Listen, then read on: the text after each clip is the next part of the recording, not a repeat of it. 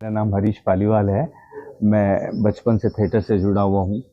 फिर मैंने पत्रकारिता की है, फिर मंच पर मैंने मूकाभिनय किया है, एकाभिनय किया है, एंकरिंग की है और बच्चों के बीच में मैंने काफ़ी सारा काम किया है। और वर्तमान में मैं एडवोकेट होकर बच्चों के साथ, महिलाओं के साथ जागरूकता के कार्यक्रमों से जुड़ा हुआ हूँ और उनके लिए लीगल काम करता हूँ। विश्व कठपुतली दिवस की आप सबको शुभकामनाएं। और विश्व कठपुतली दिवस पर मैं कहना चाहता हूं कि जिस तरह कठपुतली ने आज़ादी के बाद देश में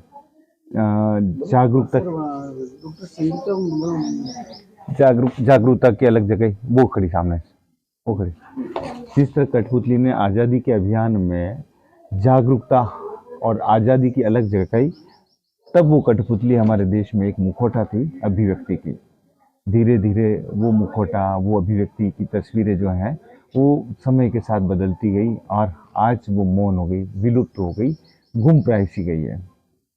आज इंसान जो जीवित है वो कठपुतली बना हुआ है, महिलाएं जो जागरूक है वो कठपुतली बनी हुई है, जो कार्यपालिका है, न्यायपालिका है, जिनको एग्जीक्यूट करना है वो मूक दर्शक बने हुए हैं, वो कठपुतली का स्वरूप बने, डोर किसी और के हाथ में, और इन सब की डोर किसी और के हाथ में है।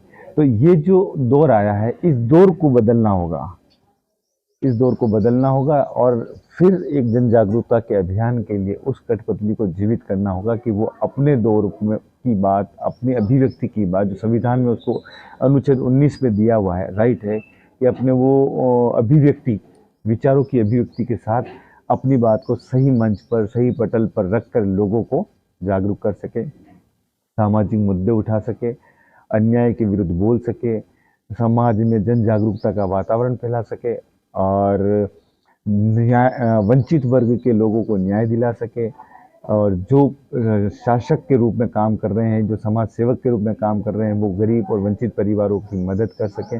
तो ये जिस दिन स्वेच्छा से, बिना किसी स्वार्थ और लालच के होगा, मैं समझता हूँ अभिव्यक्ति फिर जागरूक होगी, जन जागरूकता फिर शुरू होगी और वो जो दौर आएगा वो कठपुतली चाहे लकड़ी की हो, वो जीवित होना हो, लेकिन उस स्वरूप में मानव पुनः जीवित होगा, ऐसा मेरा मानना है। आपको कठपुतली दिवस की शुभकामनाएं। और हो चुकी बहुत सारी तस्वीरों पर बात, कुछ जागरूक रहें अपने लिए, समाज के लिए और हर उस वंचित वर्ग के लिए जिन्हें आपकी मदद की ज़रूरत है।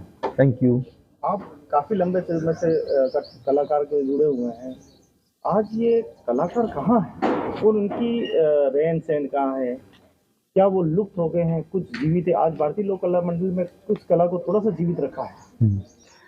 कलाकार जो है वो भी विलुप्त हो गया है। आज़ादी के बाद और सन 83 से पहले तक सोशल मीडिया नहीं था। सोशल मीडिया नहीं था तो इसलिए लोगों के पास इंटरटेन का साधन था, जिसमें लोक नाट्य, कठपुतली, थिएटर, नुक्कड़ नाटक, कई सारे प्रासंगिक विषय होते थे। लेकिन जिस दिन से टीवी आया है, प्राइवेट चैनल आए और प्राइवेट चैनल के साथ ही इंटरनेट आया, इंटरनेट ने इन सारी विधाओं को ख़त्म कर दिया।